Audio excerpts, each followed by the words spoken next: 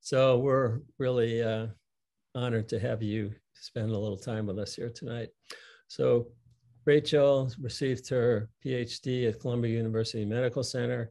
Don't know how long ago that was, but I won't ask. And she has been in multiple organizational leadership positions in PNHP, the New York Metro chapter, which is our largest and amazing chapter with, what do you have? What did they have? Like 4 full-time workers, staff or something? Yep. But there's what, 6 or 7 medical schools in New York City. And also worked with Students for a National Health Program, the SNAP. And I see John is here tonight. He's been with SNAP for a long time. And the Campaign for New York Health. Typically go around with people introducing themselves with like within 30 seconds or less of who they are, where they are. I see we got some out-of-state people here tonight, which is great. So I'm David McClanahan, co-founder in 2005 of the chapter and been the coordinator ever since. And I'm on the PNHP National Board. I was on a board for 4 years and now I'm an advisor. Bill Bronson, I'm a physician. I live in Sacramento, California. I'm the chair of the Capital Chapter for PNHP and just finished putting together a world-class health policy framework called the California Lifetime Care Health Act, which expands profoundly on 1976 AB 1400 and anxious to open up a conversation around that. Also just published a book called Public Hostage, Public Ransom, Ending Institutional America, which is a harbinger rail to get at the need for ending Medicaid, which is one of the cruelest public policies imaginable. Yeah, I'm Kathleen Healy. I'm a retired ear, nose, and throat surgeon. I've been in PNHP for about 3 to 4 years. And, you know, I represent the California chapter, one of our members, and also now the Western region. And I'm really interested in getting more connection among our Western chapters and also trying to enhance communication to and from the national board. So David, thank you so much for inviting me to your meeting tonight. I really appreciate this opportunity. Thanks. So Kathleen is a new member of the national board. I'm Kathleen Randall. I'm a member of PNHP Washington, and I've been involved with them since I think around 2005. I am a medical assistant and I'm retired at this time, and I've worked for doctors and in hospitals and doing billing. I really got involved with PNHP because of my experiences with hospital and physician billing and all of the awful things that happen in that process. Thanks, Kathleen. My name is John. I'm a board member with PNHP Washington here in Seattle. And I'm also a member of Students for a National Health Program. I'm also currently working as a patient services specialist at the University of Washington Montlake campus in the surgical specialties clinic. I'm a retired pediatrician. I've been retired for going on 18 years. And I've been a member of PNHP Washington since it was founded in 2005. In fact, I joined PNHP National in the late 1980s, early enough that they have no record of when I was first a member. I think it was on card files at that time. And I'm also involved with Healthcare for All Washington, which is looking at the Universal Healthcare Commission that was passed in our last legislative session that is charged with looking at how do we set up a universal healthcare program in the state of Washington. And because of my dual role, I'm interested in a couple of things. I'm interested in federal support for states to experiment, which would mean doing something to make it easy to get the federal funds that come into our state, which are huge, to get those into a state plan if we had it. And the other thing that I hadn't heard of a month ago is a thing called a direct contracting entity. They are a serious threat to Medicare, which is already, as we've just heard, been seriously undermined by Medicare Advantage shenanigans. If we don't do something about this, Medicare is going to disappear, and the idea of Medicare for all is going to become totally sullied. I'm Betty Capehart from Vashon Island, and I'm a board member of PNHP Washington. And I've been involved in, I guess, Medicare for All since about 2009. And I'm one of the few people on our board that had no professional medical background. Or, yeah, I've done a few things. I'm a regional urban policy analyst, community planner. Before that, I worked in education in Mozambique. And before that, I was working for an NGO at the UN doing political education. So healthcare is just yet another issue that we've undertaken. I'm Dana Iorio, actually. I'm a retired family nurse practitioner, and I've been on the PNHP Western Washington and now Washington board since the outset. And I've been involved in the single payer movement since actually 1970, when Ron Dellums came up with a bill calling for a national health service, similar to what's going on in England, or what was going on in England at the time. Yeah, I'm Merle Adler, and I have been active in some of PNHP's actions for some time. I am kind of counterthetical to the national program, and I've been very active in the state programs, trying to get the various initiatives on to the ballot, but we've not been successful. And particularly this year, we had a little difficulty that was attributed to not being able to collect enough signatures due to COVID. I should introduce Kelly Powers. She's really a dynamic powerhouse organizer for Healthcare as a Human Right Washington and a bunch of other things. And I'm just amazed about the volume of stuff she's able to put out there. I'm delighted to be here with you guys. I'm Hal Stockbridge. I'm a physician in Olympia, and I've been working on single payer since the 1980s. And I'm on the board of Healthcare for All Washington. I'm Jolie. I'm a medical student at the University of Washington, and I'm one of the SNAP Western Region delegates. David Loud, he, him. I worked in healthcare wearing a number of hats for 46 years, starting in the laundry at Swedish Hospital. And I retired in 2015 after 10 years working with Congressman Jim McDermott. I've continued my advocacy for health justice with Healthcare as a Human Right, in which I represent Puget Sound Advocates for Retirement Action. And by the way, I also helped David McClanahan and the rest of the crew when this PNHP chapter got off the ground in 2005. Been a member ever since. Hey guys, Margaret, I'm just a citizen advocate for Medicare for All. Yes, was introduced by Steffi Woolhandler at the Taming the Giant Corporation, hosted by Ralph Nader in DC in 2007. Margaret Flowers and I worked together at the Occupy DC, and anyway. So I figured I would start off by giving a brief overview of the two main questions that I'll be talking about tonight. So the first is what's happening with Build Back Better, especially Medicare expansion, Medicare drug price negotiation, and then I'll go into what the path forward on Medicare for All looks like, because although Build Back Better has been dominating the news, our work on Medicare for All continues as we are doing Build Back Better at the same time. So feel free to drop questions in the chat if you have them as I'm talking, and I'll try to address them. But if not, I'll leave plenty of time for question and answer.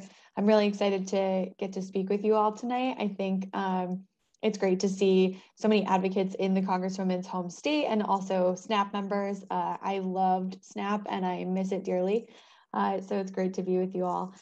So I'll start off with Build Back Better. And this is essentially the large reconciliation bill that the Democrats are working on that essentially contains almost the entirety of President Biden's agenda.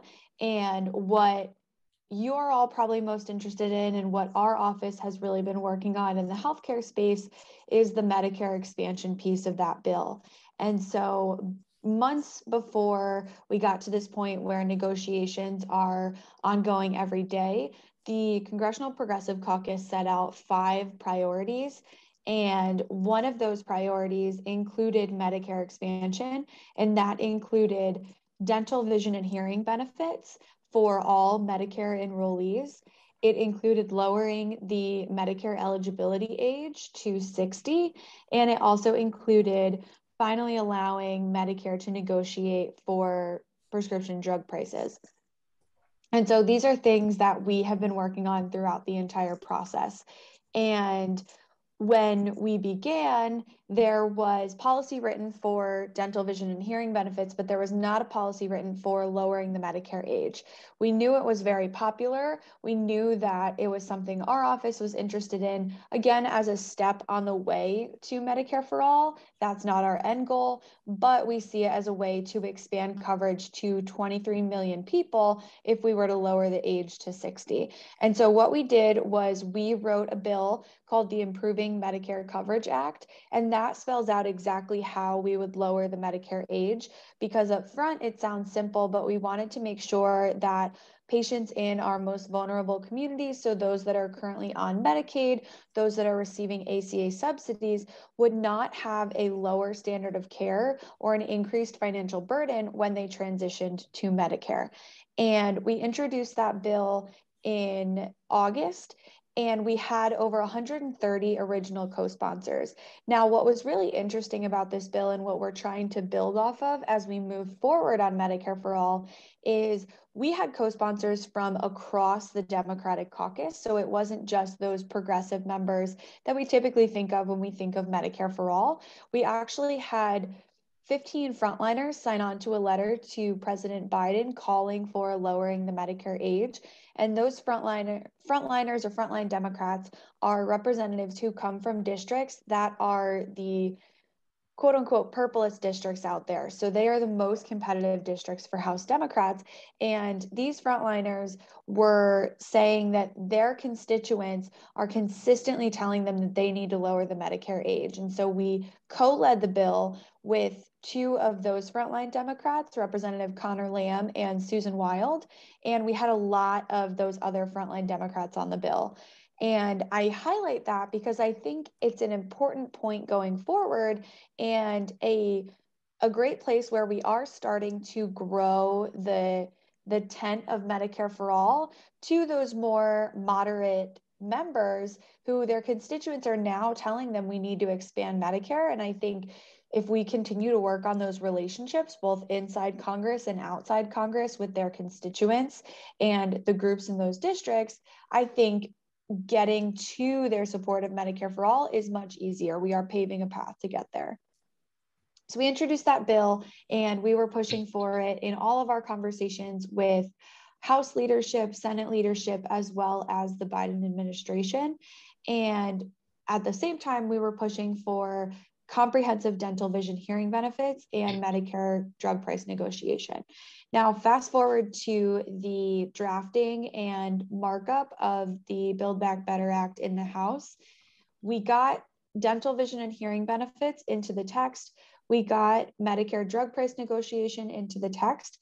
We did not get lowering the age into the text. And so we continue to push for that. And it is off the table right now for this reconciliation package, but we are continuing to work on it. The Progressive Caucus is continuing to work on it because it has such a broad base of support, both inside and outside of Congress. And so where things stand right now is we are trying to figure out how to retain all of these benefits in the bill, but get 50 Senate Democrats on board, because as much as we want to go as bold as possible, you know, if the Congresswoman was writing the bill herself, Medicare for All would be the health provisions in it, and probably even other steps included that go further than Medicare for All in terms of health justice and health equity. But right now, with negotiations, talking about the top line number and how it may have to come down. We are fighting to retain the most comprehensive benefits that we can for everyone. So the Progressive Caucus as a whole is against means testing any of these benefits because we believe that that is bad policy, and it also costs additional money. And so it isn't actually as cost effective as people may think. What I can tell you is that we are involved in these negotiations. They are ongoing, ever moving. Medicare, dental, vision, and hearing, as well as drug price negotiation are still on the table.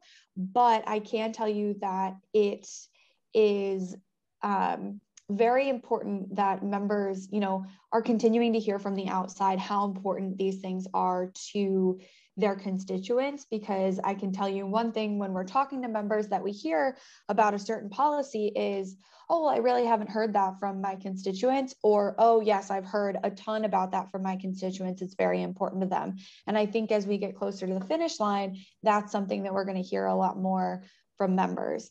And the Congresswoman's view on the debate of longer term benefits for fewer programs or more benefits for a shorter amount of time is we need to get the most benefits that we can to patients who need them immediately. We need to implement these programs that will become incredibly popular and incredibly necessary in people's lives.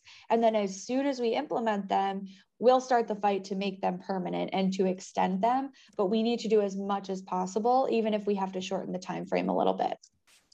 So the path forward on reconciliation, or the Build Back Better Act, is a bit unclear right now in terms of timing, but I can tell you that the Congresswoman continues to be involved in these negotiations. As you may have seen on the news, she has been at the White House multiple times this week, speaking to President Biden and speaking to all of the parties there. And that's a great question, Kathleen. Why not leave everything in the bill and just reduce the number of years it is extended to? So that is something that is in the works right now. And I think people are running cost estimates to see how much we can retain in the bill and just reduce the number of years. There are some things that will not be effective if we reduce the number of years, just because it takes a little while to build up the program. That's more on the climate side, but it's definitely something that people are looking at. Another big strategic point I want to make is the Congresswoman and the Progressive Caucus have been very clear that we are not going to negotiate against ourselves.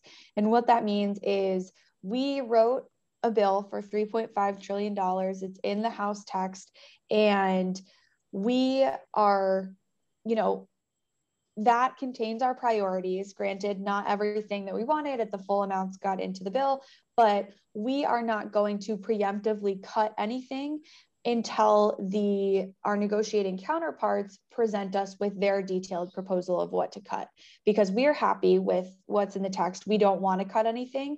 And so we are not going to brainstorm or send up trial balloons of, well, we could cut this. We are going to wait for our negotiating counterparts to let us know exactly what they want to cut, because it's a difficult question, because, what do you cut? The child tax credit, Medicare. I mean, they're incredibly popular programs that everyone desperately needs. And so we're not negotiating against ourselves.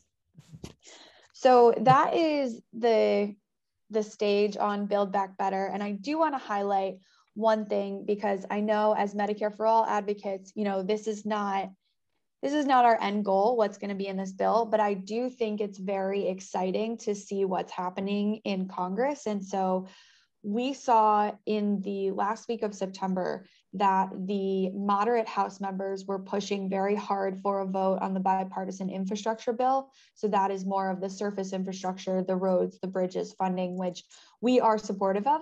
But our strategy from the beginning has been, we will not vote for that bill. And by we, I mean the Congressional Progressive Caucus, until the Build Back Better Act is done. And that is a strategy that Nancy Pelosi supported as well. And it came down to the moderate Democrats were demanding a vote on the bipartisan infrastructure bill before the Build Back Better Act was ready in the last week in September. And what we saw there was the Congressional Progressive Caucus stood unified, letting leadership know that they would not be voting for the bill if it did come up for a vote. And I think that was very, very important, because if the bipartisan infrastructure bill had passed the House, the progressives would lose a lot of leverage that they had. And it's very likely that the Build Back Better Act would get watered down or potentially would not happen.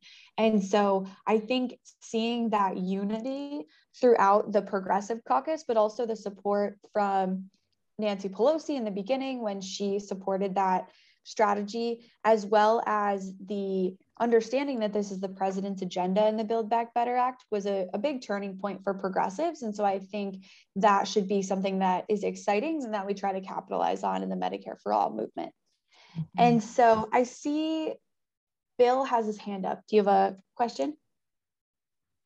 I have two very, very difficult questions to ask, and I don't know whether you can answer them immediately, but I think they need to be answered. There is an ugly cleavage in the progressive medical community between whether or not state-based single-payer bills are feasible and are not undermining the national campaign. That's number one. And I'd like to hear your thoughts about the synergy between state and national organizing. The second thing is that we have essentially sat on a model of single payer for 40 or 50 years. And it's missing gigantic pieces of what would constitute a healthcare delivery system. I'd like to be able to know if there's a framework in which we can begin to talk about larger, huge policy gaps in order to look at HR 1976, which probably is not actively being worked on right this minute because of all these other things. But we have some enormous contributions to make, to think about and discuss of what would make 1976 a healthcare bill as opposed to a medical refinance bill. Those are great questions. So I'll start with the state versus national question. So the way I see it from an organizing point of view is whether you are organizing for state-based single payer or national single payer, when you are out canvassing, when you are talking to people about their healthcare stories, the point of single payer healthcare, I think, remains the same. And so in organizing, I do see the two being synergistic, because the more people we reach out to about single payer, regardless again of state or national, the more people we're getting on board, because everyone hates their private insurance company or they are uninsured, that everyone has a medical horror story. In terms of legislatively, I think we should not rule out any strategies. And so the Congresswoman is an original co-sponsor of Representative Ro Khanna's State-Based Single Payer Act, which would make it easier for states to, I think Kathleen mentioned this earlier, to try experiments with state single payer. I think, speaking for myself and not the Congresswoman, in my mind, if we do a state-based single payer, I would hope that we would then see a domino effect to where a few states try it and then quickly the federal program is adopted. Right. That way, if there are any issues that arise from a state-based program, we can,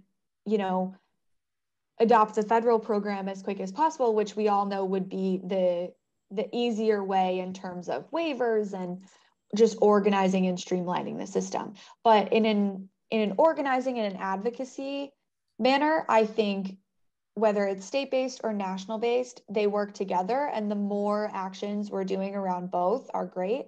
I'll also say that a lot of state legislators go on to federal office. And so if you're lobbying your state legislator for a state-based bill, it's not out of the question that they will later be in Congress. They'll already have that foundation of knowledge and be a Medicare for All supporter. So I see them as working in combination. And your second question, in terms of making HR 1976 really address the healthcare delivery aspects in the healthcare system, I think COVID presents a unique opportunity, because we are seeing, and I know I'm preaching to the choir as members of the medical community, that the the staff, the hospitals, the infrastructure for the medical community has been so hard hit and really crumbled under COVID-19. And I think it's going to take a lot of systemic changes to build back.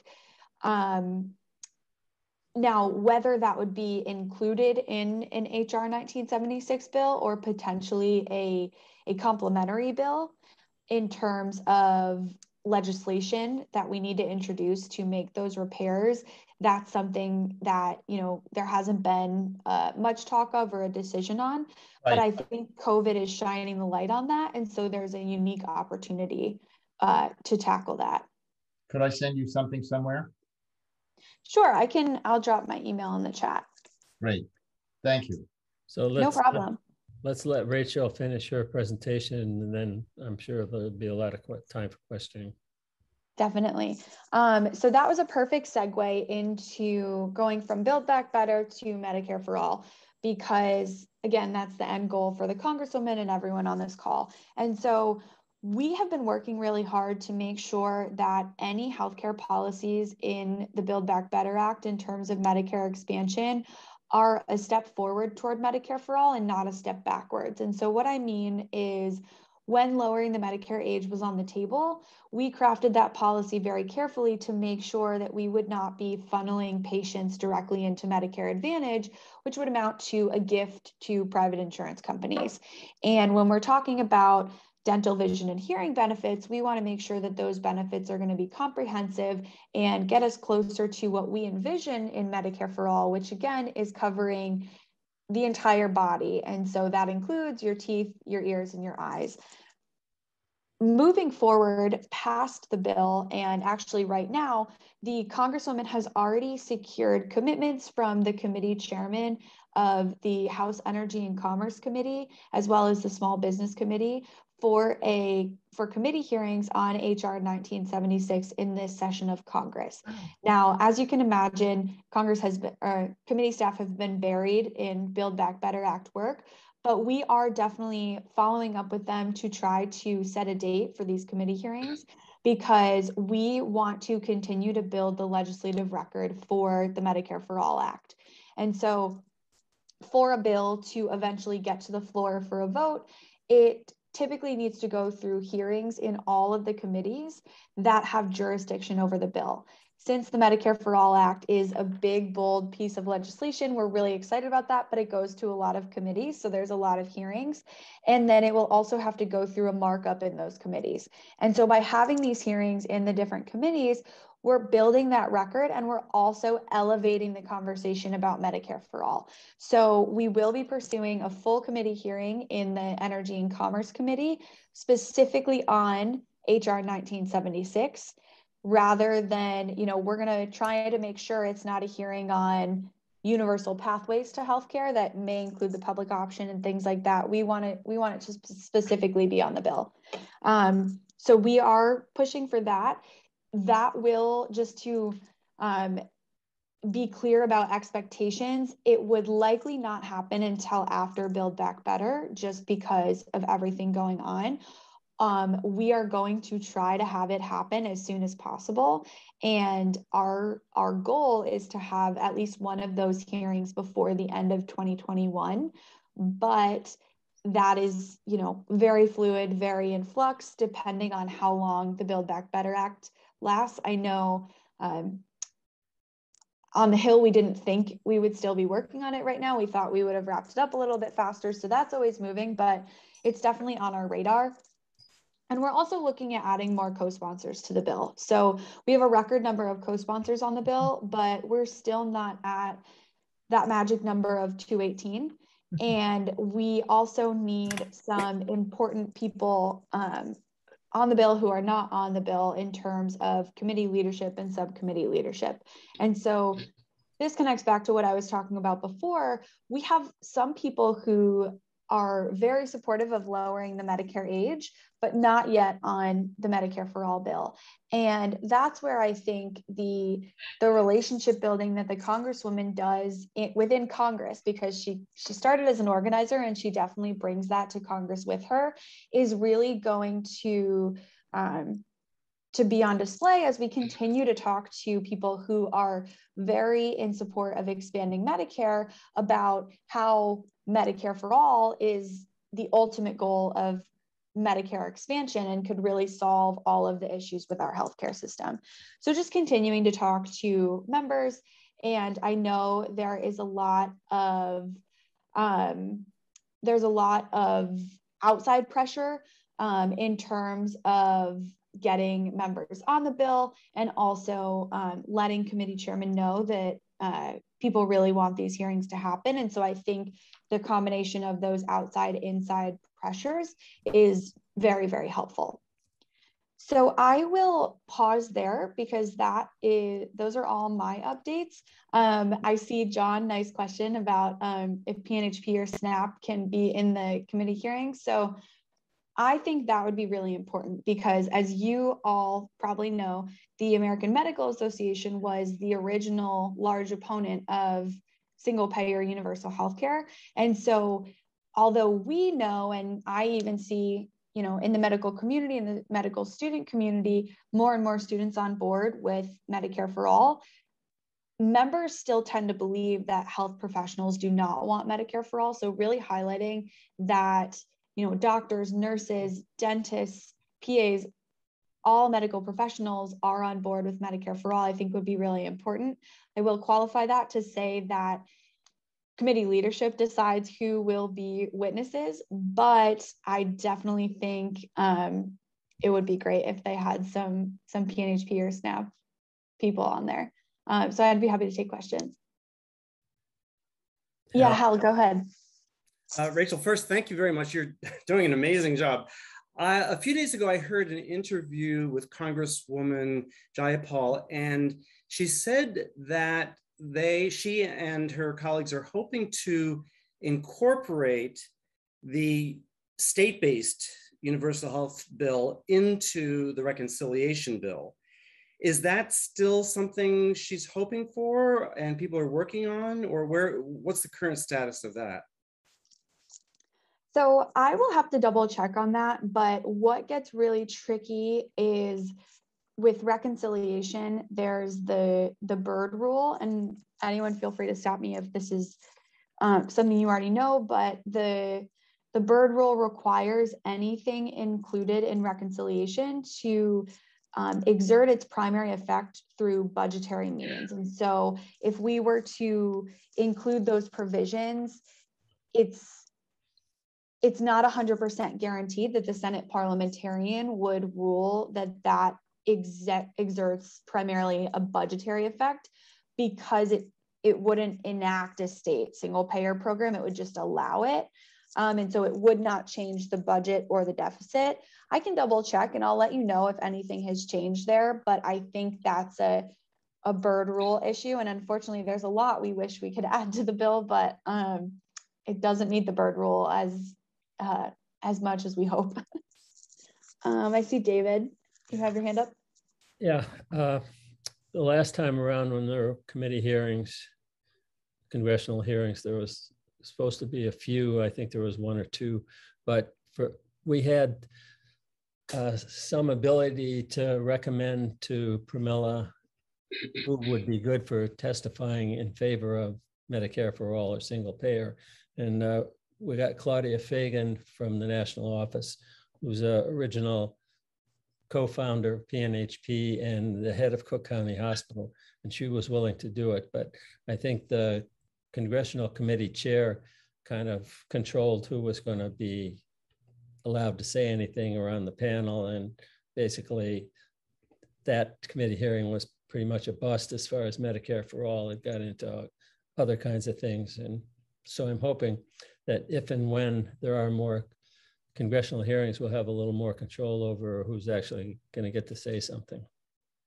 Definitely. And I think one update that I'll highlight that we were really excited about this session is that Energy and Commerce Chairman Frank Pallone signed on as an original co-sponsor of the Medicare for All Act. for the first time.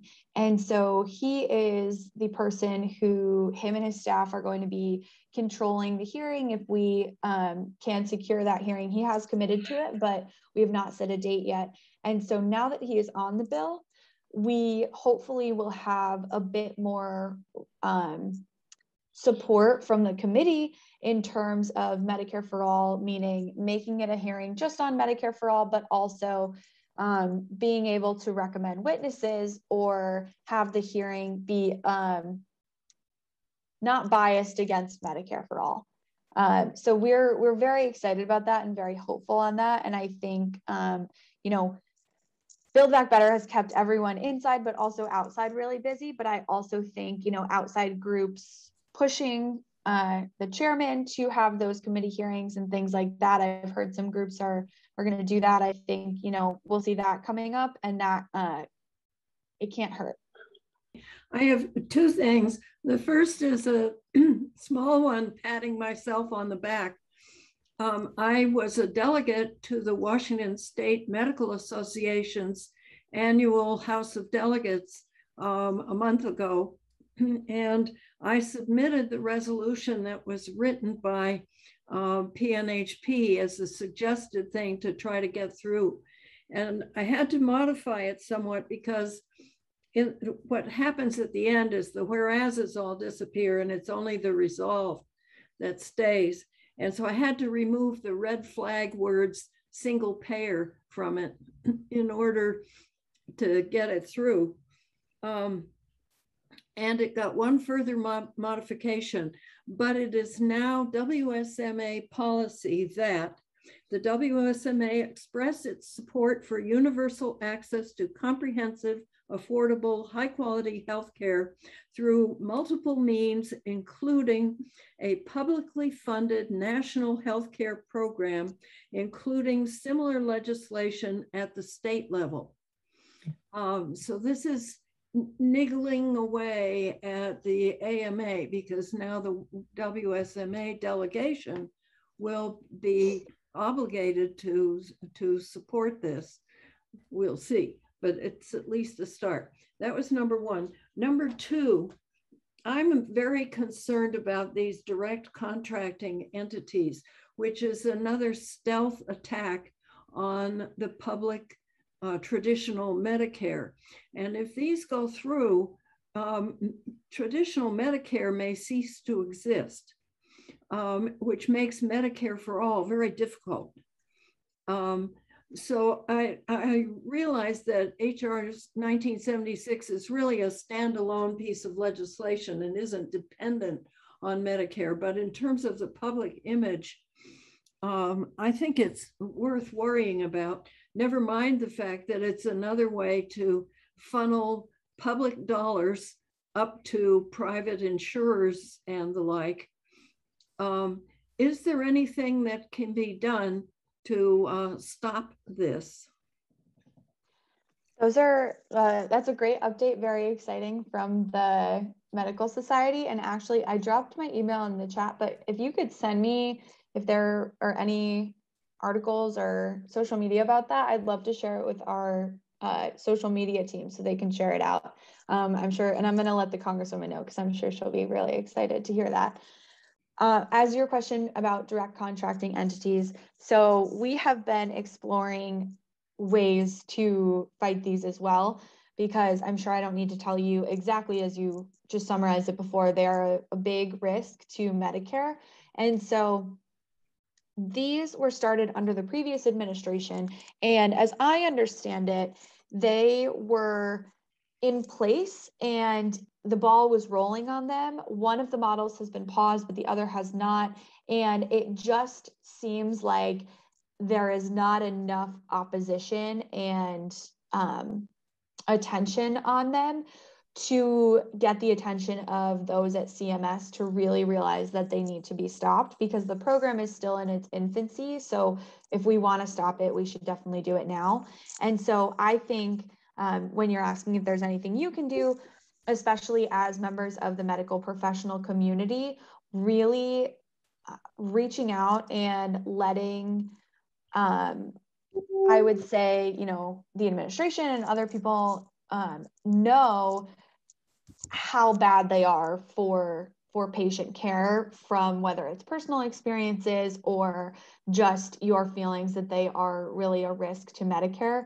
I can tell you on the legislative front, I know some members of Congress sent a letter to CMS, Representative Katie Porter, and I believe Representative Pocan led that letter, and I've heard Representative Porter speak about this as well. So it's definitely something that is on our radar, and we are exploring legislative options, but it's also something that can be stopped on the administration side. So through rulemaking at the Centers for Medicaid or Medicare Services and HHS. So there's a lot of different options, and I would say just communicating it to the people who can make the change. So great job bringing it up to me, because of course we now know it's important to you, but also the administration could stop it as well. Thank you. Regarding committee hearings, I want to get back to the State-Based Universal Healthcare Act. And there are 5 committees of jurisdiction regarding that bill, one of which Pramila sits on, Education and Labor. And so one of the things that, you know, whether any of the waiver provisions make it through Build Back Better or not, still there's going to need to be hearings. And so my question is, do you think that Pramila would be interested in trying to get a hearing in Education and Labor for that bill? That's a really great question. And so I have not spoken to her directly about the potential of hearings on that bill in the committee. And I do know, you know, she sits on that committee. She's very active and very excited to be on that committee because she has been, you know, involved in education and especially labor issues for a really long time. But we have not spoken specifically about that bill in that committee. So I wish I could give you a better answer than that, but I am not sure. But given her support of that, and also seeing Medicare for All happen eventually on a federal level, whether it be through states first and then federal, I do think she would be supportive of making a hearing happen in that committee. And I just want to underscore something that that Sherry Weinberg mentioned, and that is our state took a big step and has not only a Universal Healthcare Commission, but it's a permanent commission, and it's not going to go away after it issues some report. And recently, and I don't know if you saw this letter, it may have been sent to Stephanie before you replaced her, but several of the leading state legislators here wrote to our whole congressional delegation asking for support for the state-based bill in order to allow our state and our commission to move forward with designing a universal plan. And if you do remember seeing that letter, if not, I will send it to you. It was great to be in alignment with these state legislators who until now had always been quite resistant about universal at the state level because they say, we can't do it without the feds. So anyway, if you don't, I'll send it to you anyway. I'm sure you get so much stuff that it's hard to keep up with. Definitely. No, so I did get that letter, and I remember being excited to see it because, again, the state-based single payer act, she is an original co-sponsor and, you know, works closely with Representative Khanna on a lot of health issues. And then on a personal note from myself, since I did a lot of my organizing in New York, they also have a big state-based single payer bill as well. And so, you know, that's where I kind of got my organizing experience. So I was really excited to see that. And it's definitely a step in the right direction that your state legislators are finally getting on board.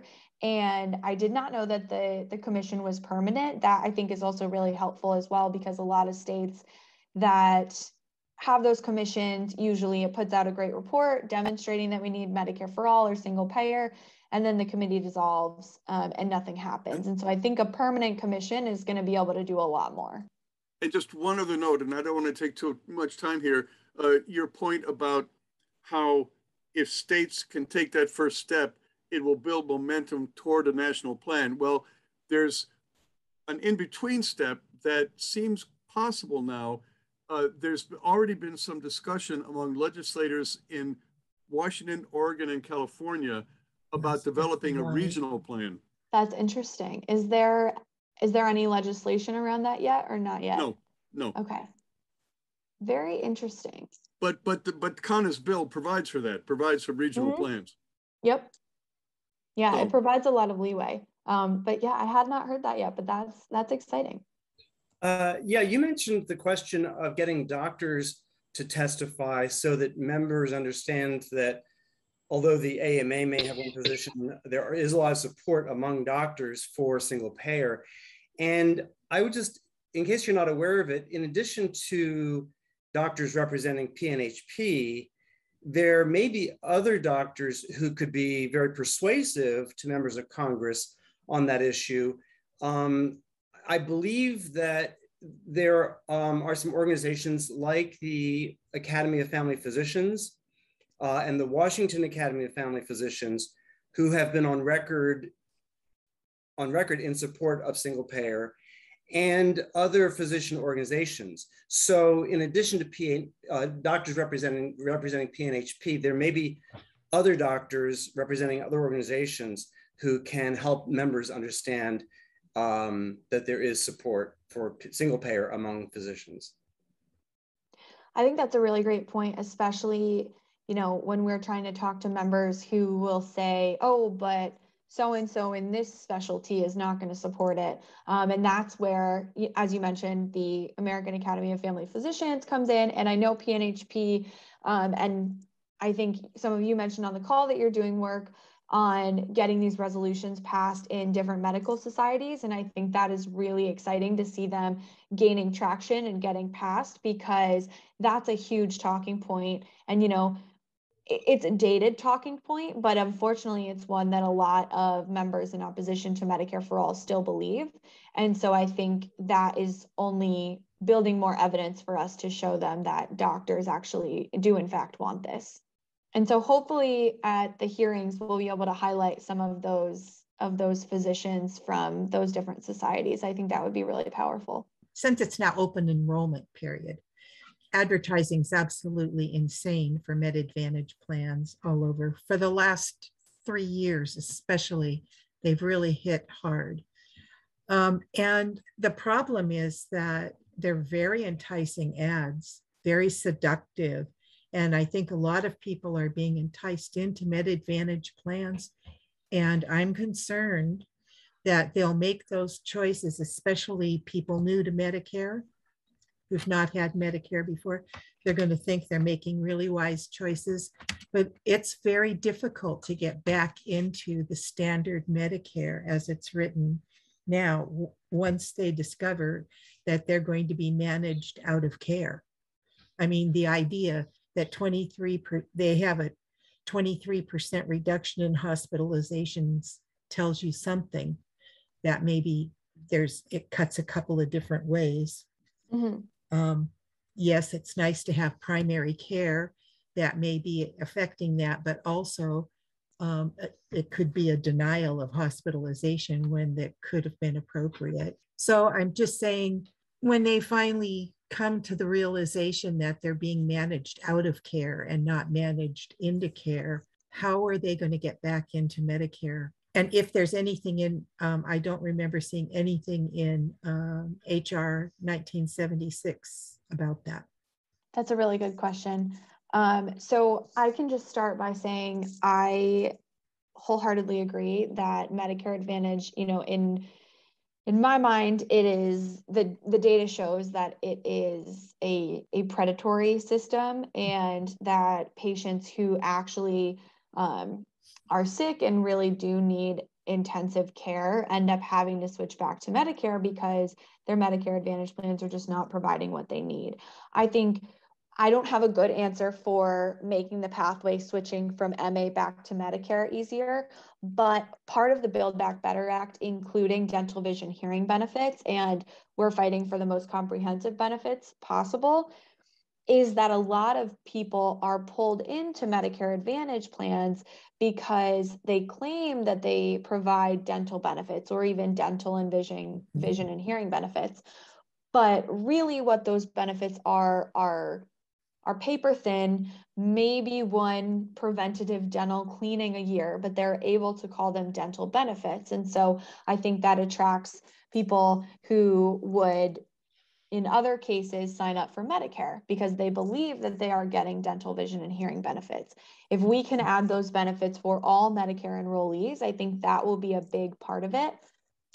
Another part that was discussed in talks about Build Back Better, but is not currently in the text right now, is an out-of-pocket cap. And someone mentioned that earlier on Medicare expenses. So there is a provision for out-of-pocket cap on Part D, but there is not a whole Medicare out-of-pocket cap, whereas Medicare Advantage does have that cap. Granted, it's a very high cap, but Medicare Advantage has it and Medicare does not. So I think that's another thing when we talk about strengthening Medicare that we are definitely aware of. We've seen the studies that we do need a cap on Medicare out-of-pocket spending, and that would be another way to prevent people from going into MA plans and then having to suffer and switch back. Mm-hmm.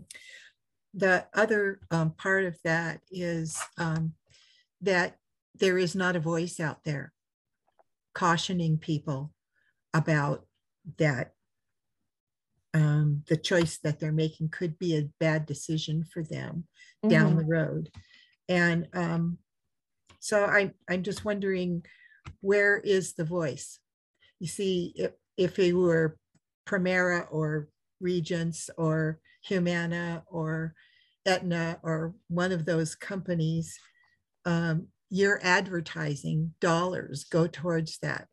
But Medicare doesn't have a voice right now because we're not receiving public health cautions the way we have in past years. And I'm just wondering, I think we need some public health cautions and we're not hearing them. I'm just going to leave it at that. No, I really appreciate that. And that's really good to know, of course, from you all being constituents, being on the ground in the medical community, and also just seeing what you're sold on TV for these Medicare Advantage ads when, exactly as you're saying, Medicare is not saying anything really about them. I think that's a really good point. And I think, part of that is we need to elect more progressives in Congress, because I think there are some members who are very cozy with Medicare Advantage plans, and they're not going to be inclined to be that voice. But our office is definitely with you, and I'm sure, as you know, the Congresswoman is definitely all for strengthening Medicare, making it Medicare for all, and making sure that Medicare Advantage doesn't get to keep being a bad actor. I'll leave it at that. Best argument against Obamacare. That is a really good question. So I think when talking about Medicare for all versus Obamacare, or why it's still needed, I think there are three key pieces that I would highlight. I think the first is, although Obamacare expanded coverage, it still does not cover everyone, and it still left many, many people uninsured. And I'll keep these simple, but if you want more details, let me know. The second would be that it did not remove the obstacles to care that everyone faces. So with Obamacare, we still have restrictive provider networks. So you can't really see any doctor you want to. You can only see the doctors that are in your network of your insurance plan, and those can change every day. You still have out-of-pocket costs. You still have an insurance company that can deny your claim for care, even if your doctor prescribed that care. And you also still have the requirement in some cases for prior authorization. So meaning your doctor prescribes a medication or a surgery that you need, but your insurance company can still deny that care and put you through a bunch of hoops. Mm-hmm. The third argument I would say is cost, which I know, again, I'm preaching to the choir, but Medicare for All has been demonstrated in study after study, whether it's a far-leaning left think tank or even a conservative think tank, that it would cost the same or substantially less than the status quo and cover more people and give more benefits. So I think those are my three arguments. And when you're talking to people, I think about, the ACA versus Medicare for All. I like to think about the population I'm talking to. And so is it a lot of small business owners who are struggling to provide their workers with benefits, or is it a group of people who are uninsured and chronically ill? And so kind of putting myself in their shoes and thinking about their biggest obstacles and then picking from those arguments. And I see Kelly put it in there too. Yes, affordability. That is a key point. Yeah, I have a couple of questions as to waivers. Have you heard of Healthy San Francisco at all? I have not yet. It's a universal health care program of a sort, where it got tried in 2 judicial show-ups where it succeeded in getting waivers. My question is, that might be something that people at all different levels might see as something that wouldn't be a stumbling block. But I also wonder, what is in the Build Back Better? Who do you think is the biggest lobbyists that are holding things back? Is it the fossil fuel, pharma, or insurers? Who's your biggest enemy there from the lobbyist point of view? So I think in terms of Medicare, the biggest enemy would be the pharma lobbying group. And for those of you who may not be familiar, pharma is a dark money lobbying group for all of the largest pharmaceutical companies. And the reason I say that is because written into the budget resolution, all of the Medicare expansion provisions, so dental, vision, hearing, and those benefits have to be funded by the money saved from Medicare drug price negotiation. So the same people who are claiming, oh, we don't have enough money to provide these dental, vision, hearing benefits, are also the people saying, oh, we shouldn't negotiate for drug prices.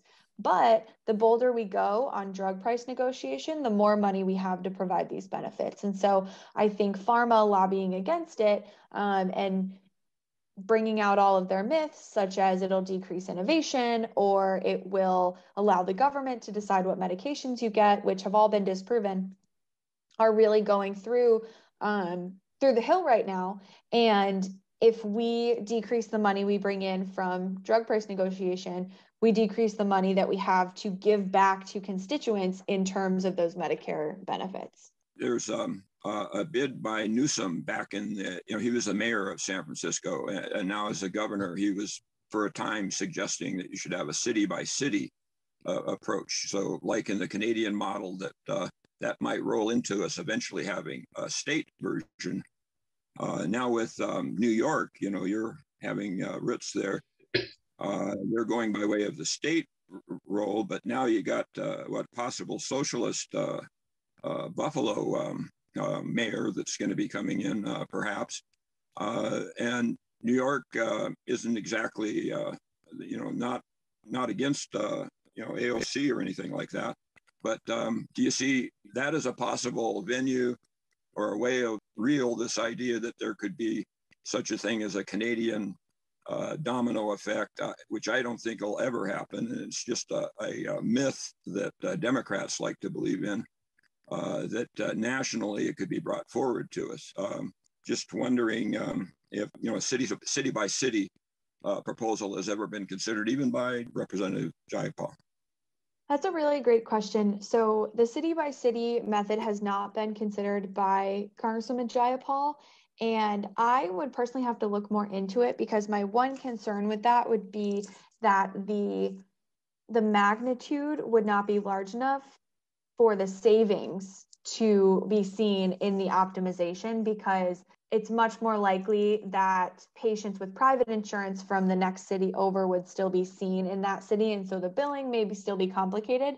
I'm saying that having not looked at the data and looked into it. And so I would be interested to look into it more. I can tell you our office has not looked into it yet, but it's definitely very interesting, especially as you mentioned, since we're seeing cities that have mayors now who may be a little bit more open to it.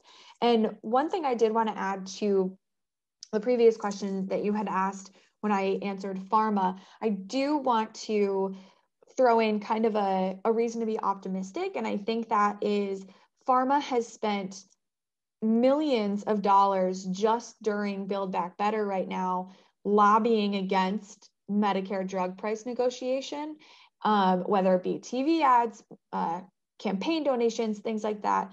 But as of the markups, they had actually only been able to peel off 4 House Democrats who actually voted against inclusion of Medicare drug price negotiation in the text. And I think that really says something, because they have spent tons of money, and in the past they may have been able to peel off a lot more Democrats, or they didn't even have to, because Democrats really weren't in support of that. So I think it just goes to show the progress we are making, even as we deal with the waves and waves of lobbying from pharma.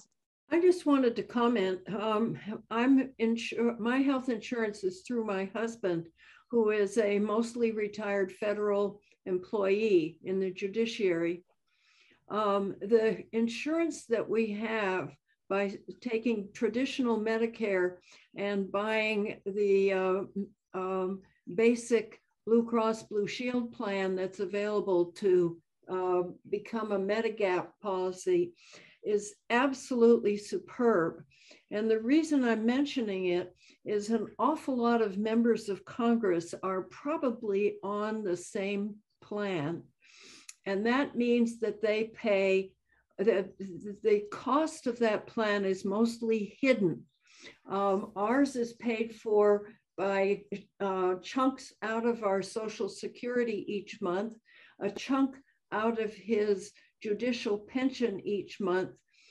And in addition, the federal government pays $1,000 a month directly to Blue Cross Blue Shield as its employer contribution for the two of us, leaving us with under $500 a month to pay for, visibly pay. And even that is, I'm sorry, that chunk is taken out of my husband's pension.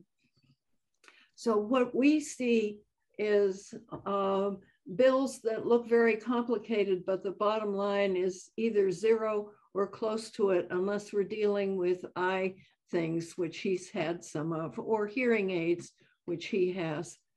But the reason I'm mentioning it is that you're up against a bought group of people who are being treated very nicely by the insurance companies. We have had medical, which we had to pay for out of pocket and then submit the bill when we got back. Those bills were paid to the penny once we got back. Mm-hmm. Yeah, I think that's a really great point. And so that kind of goes back to my point earlier about, electing more progressives in Congress. But I also think there's a huge,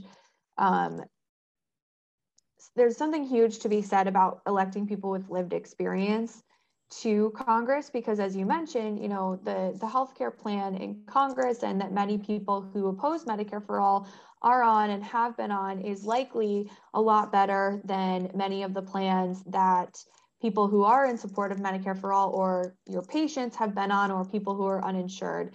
And so I think one great example of that, not related to healthcare, is Representative Cori Bush, who, as you may have seen, when the House went into recess without extending the eviction moratorium, she, who had been evicted previously in her lifetime, knew exactly what was at stake for her constituents and people around the country. And so that drove her to really stand her ground. And it actually led to support from congressional leadership and eventually action by the Biden administration.